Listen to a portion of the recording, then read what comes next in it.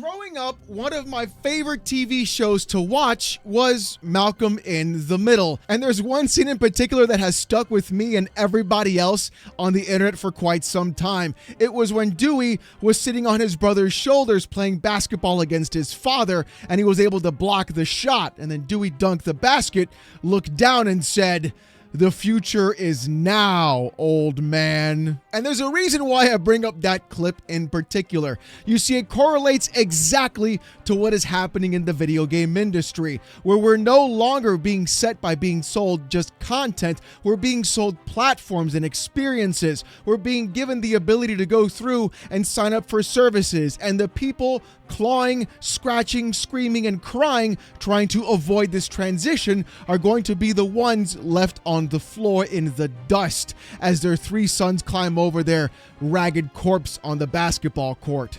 And yesterday pointed that out directly, not only with the fact that Circana came out with some specific numbers for May, talking about video game sales and console sales, but also with an article published by PC Gamer, talking about how Valve has seemingly cracked the code and why everybody else is trying to play catch up to Steam. In an article titled "Knowing Steam Players Are Hoarders Explains Why You Give Valve That 30%. Analyst tells devs you get access to a bunch of drunken sailors who spend money irresponsibly." If you're not a PC gamer, number one, I don't know what you're doing. Use the pinned comment down below to get yourself a Starforge PC. Trust me, they're the best PCs in the universe. Shameless plug. But the fact that today is the very last day for the Steam Summer Sale, a sale that happens basically once a year. We have the winter sale, the spooktacular sale, I guess if you want to call it that, where they do the Halloween thing, the spring sale, the summer sale, and everything else every single time. And everybody looks forward to it, of course, because people don't want to spend a ton of money on video games, and they're waiting for things to go on sale to finally get games at a proper price. And the funnier part about all of this is as you scroll through all of the games being listed, you'll see games you've never heard of or never even thought to give a try. But the discounts and the prices are so good, you figure to yourself, hey, I might as well pick this one up. It's only $10-15. It's got an 80% off sale. And you'll also see people going online posting their Steam sale hauls of all the games that they've picked up and purchased throughout that sale time. People get excited about saving money, especially if it's for a hobby that they actually enjoy. And that one key thing is called saving money. You see, it's the opposite of what the game industry wants to have happen right now. And it's exactly flying in the face of why so many other developers and publishers are faltering and not understanding the actual consumer directly at hand. What you've seen directly is Microsoft and other companies increase the price of their consoles exponentially by $100 at most. An Xbox Series X is $599 right now. Yeah, $599, a console going up in price in 5 years into the generation instead of actually going down in price. And it makes even less sense about increasing the price when you realize that these consoles were just nothing more, in fact, just mid-range PCs back in the early 2020s. I'm talking about like 2019, 2020, mid-range PC is what these consoles are, and they didn't reduce the price, they raised the price. Oof. And then you have companies like Nintendo going around and increasing the price and using variable pricing on their games as well, charging up to $80 at some points because they know they're going to monetize your nostalgia. And then at the same time, increasing the cost of their console for the next iterative feature and people going out and defending it. And then you have PlayStation increasing the cost of their original models while also going around and making a $700 console, you know, the thing that's supposed to be more affordable for video games. They're making it more expensive for you to buy because they think it's a premium product that you'll pay a premium price for. That one little word keeps swirling around everybody's ear, and they always fall for it, don't they? But even with the big three being lockstep into marching orders, trying to go around and squeeze every dollar out of your pocket, here comes Valve, and they say, hey, wouldn't it be great if you could save 60% on video games, 50%, 45%, 85% on games? why not buy them at our store instead? And that's exactly what people are doing. They're finding newer and better ways to go ahead and save money directly into a hobby that they actually love. And their crazier part is because it's on an open platform like PC, even though you are just buying the license as done by Valve directly telling you that you're just getting the license, there are other, let's say, more fun ways of actually having ownership of video games that you've purchased. Not to mention there's also things like Good Old Games where you can have DRM free titles, but there's ways around those things as well. But you see, I'm not the only one who caught this, because games industry analyst Chris Zukowski has figured out what exactly is happening and why people are flocking to Valve and Steam rather than trying to buy games full priced day one. Chris said this: "The amazing thing about Steam and its player base is that they buy games they aren't going to play," says Zukowski in a new First Spotted on GR+. "More than likely, the person buying your game is not going to play it." And Zukowski is actually right. How many TikTok memes have you seen of people saying things like, trying to convince my friend to buy a $15 video game that we're only going to go ahead and play once? Hell, we do that with our own friend group right now directly. Buy this game, it's $10. We'll play it for a couple of hours on a Friday and then never touch it again.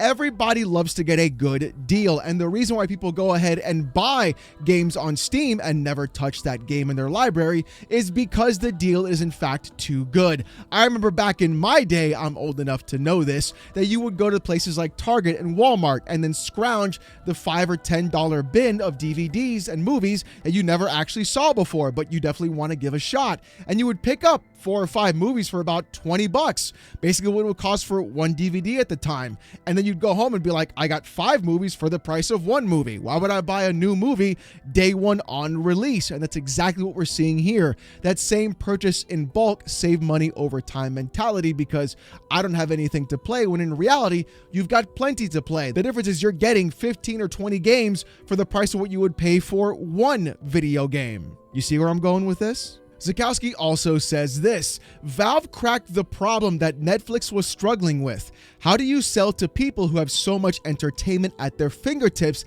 that they don't have enough hours in the day to play and watch it all? Valve basically added infinite hours to a gamer's day. It is a theoretical future day where gamers might someday spend hours playing your game, but let's be honest, won't." And the big reason game developers are willing to give Valve 30% of their revenue is because the Steam marketplace is packed with super gamers who throw money at games they have no intention of playing. People have come to me many a time saying things like, why would PlayStation put their games day and date onto Steam? Why would they give Valve 30% of all their sales? Why is Microsoft doing the same exact thing but being far more aggressive, putting not only their titles day and date onto Steam and PC, but now also shipping their titles onto the actual competing platform? And I put competing into quotations. And the reason is in fact simple, exactly like what Zukowski stated, that simply going through and putting your game in a place where people will go ahead and buy it regardless of whatever service they have or plastic box they're on is a much better outcome and losing 30% than it is to getting 0% of 100. If I were a business and now we're looking at everything saying, hey, why aren't we selling our products on that platform, even if they only have 30 million users, that's 70% of possibly 30 million people who could in fact buy our game at full price, or even half price, or even a quarter of that price. Selling your game on a different platform and getting something is far better than hoarding it and keeping it and getting nothing simply because you want to keep the integrity of some idiotic fanboys happy on Twitter. And just to make you guys very aware, I'm not the only one who thinks this way as well. In fact, Matt Piscatella of Circana tweeted this out on Blue Sky: May 2025 US video game market highlights from Circana. In May 2025, projected US total spending on video game hardware, content, and accessories grew 1% when compared to a year ago to $4.1 billion. Year-to-date spending finished the month 6% behind 2024's pace at $21.8 billion. You know how people talk about the game industry isn't shrinking, Alex? You're wrong. Everybody's buying consoles. Everybody's buying video games. Everybody's getting all this money. $80 aren't a scam. $700 consoles are okay. Well, it turns out that people are spending less compared to last year, and the growth of it was only by 1%. And if you're any sort of corporation enthusiast, you will know that these companies don't want to see a 1% growth. They want to see double-digit or even triple-digit growth consistently, month over month, quarter over quarter, fiscal over fiscal, year over year. And that's exactly how they plan to do it. And they're doing it the wrong way, though, which is exactly why we talk about Valve earlier on. You see, these game companies are betting that they're going to be squeezing blood from a stone rather than trying to increase the market share of who they're selling their console and games to. And the only game that fanboys play is either console sales and or Twitter. You can clearly see people are missing the forest from the trees. Because in that same thread, Matt Piscatella also said this: US video game market May spending trend. May video game content spending increased 2% when compared to a year ago, $3.7 billion. The growth was led by a 29% gain in non-mobile subscription spending when compared to May 2024. I want you to go ahead and take back what I just said and really think about what just happened, especially that last line. The gain was in non-mobile subscription spending. Remember all those tweets the other day we saw about Game Pass being unsustainable, unprofitable? That spending was happening in subscription services just like that. That extra money coming in was because the entry point for those people was far lower than it was to buy a $500, $600, $700, $800 console, and it was easier for them to spend 10, 12, 15, 20 bucks a month and spend more internally in that sub service. The old way is not working anymore, and squeezing blood from a stone is not going to be the facto way of how companies are going to get money. They're going to have to diversify and find new ways of providing you, the customer consumer, a better way to quote unquote save, yet still be able to keep customers sticky in their ecosystem. The console wars are over, and I've talked about this many a time. We're now moving into the platform wars, and whatever company can provide a better platform is going to be the one who wins, which is exactly why everybody is putting their game on every platform. And the cope you can bring to yourselves on a daily basis with people like Reforge Gaming freaking out saying, hey, PlayStation isn't third party, when they are literally publishing a PlayStation IP owned by PlayStation on their competing hardware platform, is exactly what I mean. And the thing is, it's not going to be all coming up roses, unfortunately, because there's a big reason why people would rather spend their money on Steam and Valve than anybody else. In fact, Zakowski says this in the article: Steam players get satisfaction out of finding a hidden gem and adding it to their collection, posts Zakowski, because hobbyists find satisfaction in collecting, even if they know deep down they will never actually play it. The fact that loads of people will buy a game but never play it actually, drumroll please, is a massive boon for developers. If Steam shoppers were rational and only bought games they were going to play, we would sell a lot fewer games, says Zakowski. Half this industry would be gone. Knowing Steam players are hoarders explains why you give Valve that 30%. You get access to a bunch of drunken sailors who spend money irresponsibly. Now that is a lot to unpack right there directly. I have made a few statements about Steam sales of people that join PC gaming very early on, and they get a little bit over their head thinking about what should they actually do. And I have a rule of thumb directly for Steam sales and new PC users getting into that ecosystem. And that rule is this: if it's not at least 60% off of launch MSRP, don't buy it. You see, people don't just buy games on Steam simply because they're available at a lower price. They buy games on Steam because Valve took 10 plus years in order to earn direct customer appreciation and knowing to put the customer in the majority of their processes.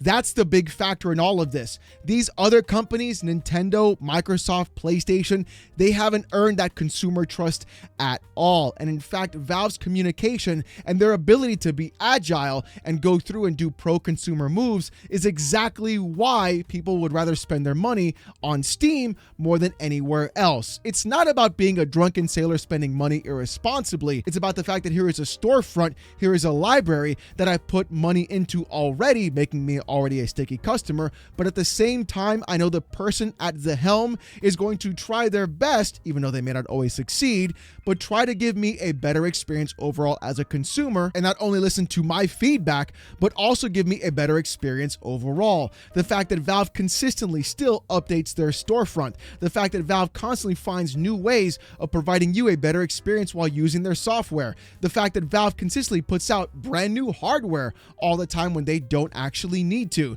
the fact that Valve, yes, has even put out other games like Half-Life Alyx as well. The fact that people are still going through and this company is not just going around giving you better deals, but giving you the ability to trust them with your money and where you're spending it, being open and honest about the kind of games you're buying, whether it's a license or not, being direct and informing you if there is de novo DRM in that game, going around and providing you a really, honestly, in my opinion, very abused refund system that even if you go over the 2 hours of allotted time, many cases they'll still give you your money back directly. Valve has earned that consumer trust over time, patience, especially patience, because PC gamers are a fickle bunch, and they've earned that specifically. They didn't just give you discounts and people just bought it directly. They went through and had to earn that step by step. And Zakowski even points it out directly in this last part of the article, saying, quote, "It's important developers have a more realistic understanding of who their audience is," says Zakowski. "You should probably be more jaded. Not everyone who buys your game is a ravenous fan who will join your Discord, do cosplay of your main character, and participate in art contests. Your game is just another brick in the Sudoku pile." What an insane reality check from Zakowski. But the thing is, he's absolutely correct, because Matt Piscatella's tweet said this: May 2025 top 20 best-selling premium games, US dollar sales, physical and digital, from digital data sharing publishers, excludes add-on content. Number 1, Elden Ring Night Rain. Number 2, Doom The Dark Ages. Number 3, Forza Horizon 5. Number 4, Oblivion Elder Scrolls 4 Remastered. Number 5, Call of Duty Black Ops 6.